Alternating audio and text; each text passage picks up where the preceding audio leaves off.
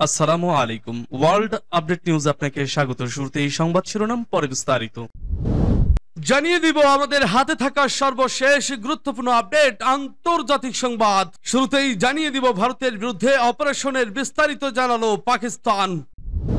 আরো জানিয়ে দিব মেক্সিকোতে নির্বাচনী প্রচারণার সময় মেয়র প্রার্থীকে গুলি করে ঝাঁঝরা।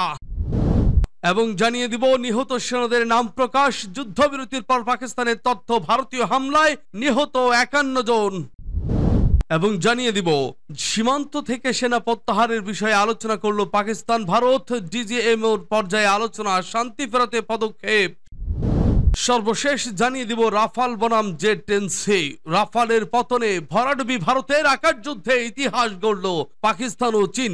শুনছিলেন সংবাদ শিরোনাম, এখন বিস্তারিত হবে। তার আগে অনুরোধ থাকবে ভিডিওটিতে একটি লাইক এবং কমেন্টস করে জানিয়ে দিন আজকের এই ভিডিও সম্পর্কে আপনার মূল্যবান মতামত। আর অবশ্যই এই ভিডিওটি আপনার ফেসবুক সোশ্যাল মিডিয়ায় শেয়ার দিয়ে ছড়িয়ে দিন আর জানিয়ে দিন আপনি কোন জেলা থেকে বা কোথা থেকে আমাদের সংবাদটি শুনছেন এবং দেখছেন। অনুরোধ থাকবে আপনি যদি আমাদের এই চ্যানেলটিতে নতুন হয়ে থাকেন তাহলে অবশ্যই চ্যানেলটি সাবস্ক্রাইব করে পরবর্তী আপডেট সংবাদ পেতে চোখ রাখুন ওয়ার্ল্ড আপডেট নিউজে।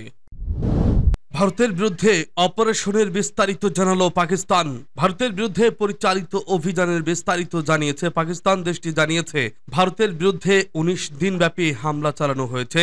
এসব হামলায় ক্ষয়ক্ষতি ও নিশানার বিষয় তুলে ধরেছে দেশটি। সোমবার জিও নিউজের এক প্রতিবেদনে এ তথ্য জানানো হয়েছে। পাকিস্তানের আন্তঃবাহিনী জনসংযোগ পরিদপ্তর এক বিবৃতিতে 22 এপ্রিল থেকে 10 মে পর্যন্ত 19 দিনব্যাপী ভারতের সঙ্গে সামরিক সংঘাতের বিস্তারিত তথ্য প্রকাশ করেছে।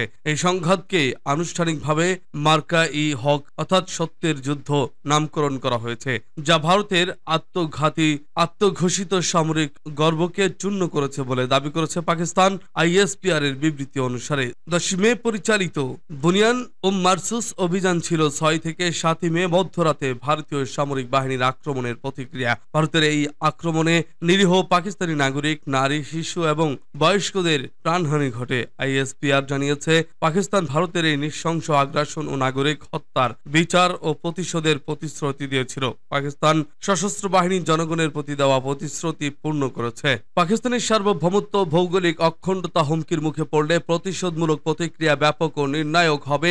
সামরিক বাহিনী এই বিজয়ের জন্য আল্লাহর প্রতি কৃতজ্ঞতা প্রকাশ করেছে এবং শহীদদের পরিবারের প্রতি সমবেদনা ও আহতদের দ্রুত আরোগ্য কামনা করেছে। আইএসপিআর জানিয়েছে পাকিস্তানের প্রতিক্রিয়া ছিল 3 বাহিনীর স্থল, নৌ ও বিমান সম্মিলিত অভিযানের একটি নিখুঁত প্রদর্শন। এতে ব্যবহৃত হয়েছে নেটওয়ার্ক কেন্দ্রিক যুদ্ধ ক্ষমতা, বাস্তব সময়ের পরিস্থিতিগত সচেতনতা এবং মাল্টি ডোমেইন অপারেশন। ফাতাহ সিরিজের F-1 ও F-12 মিসাইল পাকিস্তান বিমান বাহিনীর নির্ভুল দীর্ঘ পাল্লার লটারিং মিউনিশন এবং নির্ভুল আর্টিলারি ব্যবহার করে ভারত অধিকৃত জম্মু কাশ্মীর, IIOJK এবং ভারতের মূল ভূখণ্ডে 26টি সামরিক লক্ষ্যবস্তুতে হামলা চালিয়ে ধ্বংস করে দেয়।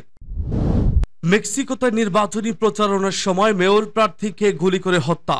মেক্সিকোর ভেরাক্রুজ রাজ্যে এক উৎসবমুখর নির্বাচনী প্রচারণা মাত্র কয়েক মিনিটের মধ্যে সন্ত্রাসীরা এক মেয়র প্রার্থী সহ 3 জনকে গুলি করে হত্যা করেছেন। এছাড়াও আহত হয়েছেন আরো 3 জন।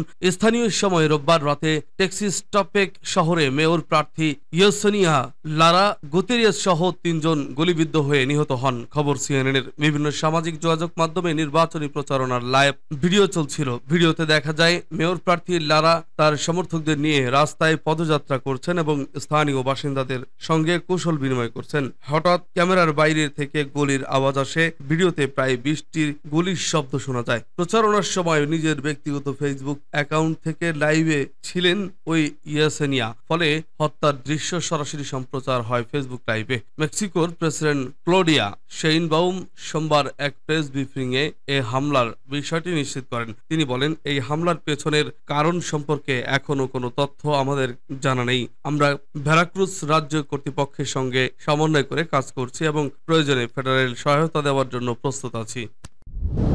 যুদ্ধবিরতির পর পাকিস্তানের তথ্য, ভারতীয় হামলায় নিহত 51 জন, নিহত সেনার নাম প্রকাশ। সম্প্রতি ভারত পাকিস্তান সামরিক উত্তেজনার মধ্যে ভারতের হামলায় মোট ৫১ জন শহীদ হয়েছেন বলে জানিয়েছে পাকিস্তানের আন্তঃবাহিনী জনসংযোগ পরিদপ্তর আইএসপিআর। শহীদদের মধ্যে ১১ জন ছিলেন সশস্ত্র বাহিনীর সদস্য এবং ৪০ জন বেসামরিক নাগরিক। সোমবার এক বিবৃতিতে আইএসপিআর জানায় ৬ থেকে ৭ মে রাতভর ভারতের সশস্ত্র বাহিনীর বিনা উস্কানিতে বর্বরোচিত হামলা চালিয়ে নারী ও শিশু ও বৃদ্ধ সহ জনগণকে লক্ষ্যবস্তুতে পরিণত করে। এসব হামলায় ৭ জন নারী ও ১৫ জন শিশু সহ মোট ৪০ জন বেসামরিক মানুষ শহীদ হন এবং আরো ১২১ জন আহত হন, যাদের মধ্যে ১০ জন নারী ও ২৭ জন শিশু রয়েছে। আইএসপিআর জানিয়েছে এই জঘন্য আগ্রাসনের জবাব পাকিস্তান সশস্ত্র বাহিনী মার্কাহ ই হক ব্যানারে অপারেশন বুনিয়ানুম মারসুস চালিয়ে নিখুঁত ও প্রতিশোধমূলক হামলা চালায়। এই পাল্টা হামলা প্রতিরোধ অভিযানে পাকিস্তান সশস্ত্র বাহিনীর ১১ সদস্য শহীদ হন এবং ৭৮ জন আহত হন। আইএসপিআর শহীদ সেনাদের নামও প্রকাশ করেছে। নায়েক আব্দুর রহমান, ল্যান্স নায়েক দিলওয়ার খান, ল্যান্স নায়েক একরামুল্লাহ, নায়েক ওয়াকার খালিদ, সিপাহী মোহাম্মদ আদিল আকবর, সিপাহী নিসার, পাকিস্তান বিমান বাহিনী squadron leader Osman Yusuf, chief technician Aurangzeb, senior technician Najib, corporal technician Farooq, senior technician Mobarak. সীমান্ত থেকে সেনা প্রত্যাহারের বিষয়ে আলোচনা করল পাকিস্তান ভারত ডিজিএমও পর্যায়ে আলোচনা, শান্তি ফেরাতে পদক্ষেপ। সম্প্রতি ঘোষিত যুদ্ধবিরতির পর পাকিস্তান ও ভারতের সামরিক বাহিনীর উচ্চ পর্যায়ের কর্মকর্তারা হটলাইনে আলোচনা করেছেন। এই আলোচনায় সীমান্ত অগ্রবর্তী এলাকা থেকে সেনা প্রত্যাহারের বিষয়ে তাৎক্ষণিক পদক্ষেপ নেওয়ার সম্ভাবনা নিয়ে মত বিনিময় হয়েছে। সোমবার এক প্রতিবেদনে এ খবর দিয়েছে জিও নিউজ। ভারতের সেনাবাহিনী জানিয়েছে উভয় পক্ষ গুলি ছোড়া ও আগ্রাসী আচরণ পরিহার করার প্রতিশ্রুতি দিয়েছে। যুক্তরাষ্ট্রের মধ্যস্থতায় সংগঠিত যুদ্ধবিরতির পর এটি দুই দেশের মধ্যে প্রথম সামরিক যোগাযোগ। ভারতীয় সেনাবাহিনীর ভাষ্য অনুযায়ী উভয় পক্ষের মধ্যে এই আলোচনা এমন একটি প্রতিশ্রুতি ঘিরে হয়েছে যে কেউ কারো উপর গুলি চালাবে না এবং কোনো আগ্রাসী পদক্ষেপ নেবে না। এই অগ্রগতি শনিবারের যুদ্ধবিরতির পর এসেছে, যা পরমাণু শক্তিধর প্রতিবেশী দুই দেশের মধ্যে কয়েকদিনের তীব্র লড়াইকে বিরতি দেয়। গতরাতে কোনো বিস্ফোরণ বা ক্ষেপণাস্ত্র নিক্ষেপের খবর পাওয়া যায়নি। ভারতীয় সেনাবাহিনী জানিয়েছে রোববার ছিল সাম্প্রতিক দিনগুলোর মধ্যে সীমান্তে প্রথম শান্তিপূর্ণ রাত। শনিবারের যুদ্ধবিরতি ঘোষণা করেছিলেন যুক্তরাষ্ট্রের প্রেসিডেন্ট ডোনাল্ড ট্রাম্প। এর আগে ভারতীয় ক্ষেপণাস্ত্র ড্রোন হামলার জবাবে পাকিস্তান অপারেশন বুনিয়ানুম মারসুস শুরু করে, যেখানে পাকিস্তানি বেসামরিক ও সামরিক স্থাপনায় হামলার জবাব দেওয়া হয়। এতে অন্তত ৩১ জন বেসামরিক নাগরিক নিহত হন এবং বহু মানুষ আহত হন। পাকিস্তানের সেনাবাহিনী জানিয়েছে তাদের ফাতাহ সিরিজের দূরপাল্লার সুনির্দিষ্ট ক্ষেপণাস্ত্র এবং পাকিস্তান বিমান বাহিনীর সুনির্দিষ্ট গোলাবারুদ ব্যবহার করে ২৬টি ভারতীয় সামরিক লক্ষ্যবস্তুতে হামলা চালানো হয়। এর মধ্যে এমন সব স্থাপনাও ছিল যেগুলো পাকিস্তানি নাগরিকদের লক্ষ্য করে ব্যবহৃত হয়েছে কিংবা পাকিস্তানে সন্ত্রাস ছড়ানোর পেছনে ভূমিকা রেখেছে। পাকিস্তান ও ভারতের নেতারা এই যুদ্ধবিরতিতে অটল ছিলেন এবং যুক্তরাষ্ট্র গুরুত্বপূর্ণ ভূমিকা পালন করেছে বলে মন্তব্য করেছেন প্রেসিডেন্ট ট্রাম্প। তিনি বলেন, বাণিজ্য ছিল এই সংঘর্ষ বন্ধের বড় একটি কারণ। রাফালের পতনে ভরাডুবি ভারতের, আকার যুদ্ধে ইতিহাস গড়ল পাকিস্তান ও চীন। রাফাল বনাম জে-10সি।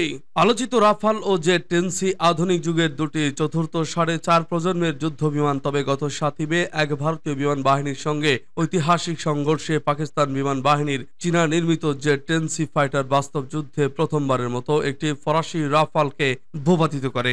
এই ঘটনাটি শুধু একটি যুদ্ধ বিমানের ধ্বংস নয়, বরং বর্তমান বৈমানিক প্রযুক্তি ও কৌশলগত ক্ষমতার ভারসাম্যে এক গুরুত্বপূর্ণ মোড় বদলে দেওয়ার ইঙ্গিত দেয়। এটি প্রমাণ করেছে যে পশ্চিমা আকাশ আধিপত্য আর একচ্ছত্র নয় এবং চীনা প্রযুক্তিও এখন বাস্তব যুদ্ধে কার্যকারিতার প্রমাণ রাখছে। সোমবার এক প্রতিবেদনে এ খবর দিয়েছে জিও নিউজ। প্রায় $12 কোটি রাফাল ধ্বংস হয়েছে মাত্র $4 কোটি একটি জে-10সি দ্বারা। এটি নিছক কৌশলগত সাফল্যের চেয়েও অনেক বড় বার্তা বহন করে। এটি বৈমানিক প্রযুক্তির বিবর্তনে এক গুরুত্বপূর্ণ বাঁক চিহ্নিত করে। পাকিস্তানের জন্য এটি একটি কৌশলগত বিজয়, ভারতের জন্য এটি আত্মসমালোচনার সময় এবং বৈশ্বিক প্রতিরক্ষা পরিমণ্ডলের জন্য এটি এক নির্মম সতর্কবার্তা। পশ্চিমা বিশ্ব আরও একচ্ছত্র আকাশ আধিপত্য নেই। এই ঘটনার পরদিনই ইউরোনোরেক্স প্যারিসে দাসো এভিয়েশনের শেয়ার ৬% পড়ে যায়। সাধারণত প্রতিরক্ষা খাতে দীর্ঘমেয়াদী চুক্তির ওপর ভিত্তি করে শেয়ারের ওঠানামা হয়, কিন্তু যুদ্ধ কৌশলের কারণে একদিনেই এমন পতন নজিরবিহীন। অন্যদিকে অন্যদিকে চীনা প্রস্তুতকারক aviation industry corporation of China এর শেয়ার শেনজেন স্টক এক্সচেঞ্জে এক লাফে 38% বৃদ্ধি পায়। যুদ্ধক্ষেত্রে প্রমাণিত কর্মক্ষমতার কারণে বাজারের এই আস্থা স্পষ্টভাবে জেটেন্সির কার্যকারিতাকে স্বীকৃতি দেয়। এটি প্রথমবারের মতো ঘটল যেখানে একটি চীনা প্ল্যাটফর্ম বাস্তব যুদ্ধে একটি পশ্চিমা ফ্ল্যাগশিপ যুদ্ধ বিমানকে পরাস্ত করল। এর মানে হলো পশ্চিমা বিমান প্রযুক্তি এখন আর অপরাজয় নয়, চীনা আকাশ শক্তি এখন বিশ্বমঞ্চে